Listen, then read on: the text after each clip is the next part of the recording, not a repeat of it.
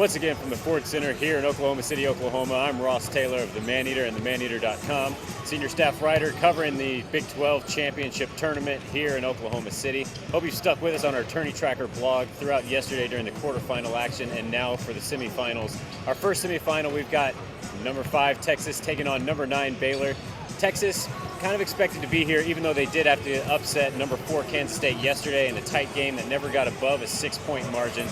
Texas did have the firepower to get here. Baylor, on the other hand, an explosive team. It picked high in Big 12 play before the season started. Coaches thought very highly of Baylor. Did not live up to expectations. Finally had the firepower against Kansas and against Nebraska in the first 2 rounds to push them to this point. For Texas, it's all about Dexter Pittman. The big man was a beast yesterday. 19 points, 20 rebounds, and 4 blocks against Kansas State.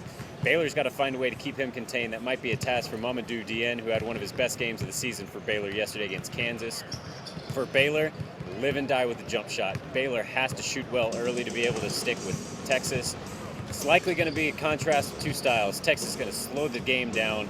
Baylor's going to try to turn it into a track meet. Whichever style wins may dictate whoever wins this game. So keep an eye on tempo and keep an eye on the pace Baylor plays with. Of course, in the second game, of course, we have number 3 Missouri taking on number 7 Oklahoma State.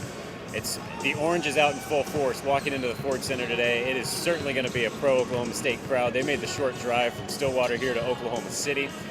Oklahoma State, an epic classic. Obviously, it got overshadowed in what happened in the Big East tournament with Syracuse and UConn in the 6 overtime game. Oklahoma State holding on 2 late free throws from James Anderson, and then Blake Griffin of Oklahoma could not hit the 3. Oklahoma State advances by 1 point, and that was a fired-up, energetic Cowboy team. They have played 2 games in 2 days. Missouri is the only team remaining standing that had a bye in the first round. Oklahoma State loves to run. It's going to turn into a track meet like it was in Stillwater when Missouri defeated the Cowboys 97-95. Both teams going to love to run. Who's going to hit their shots?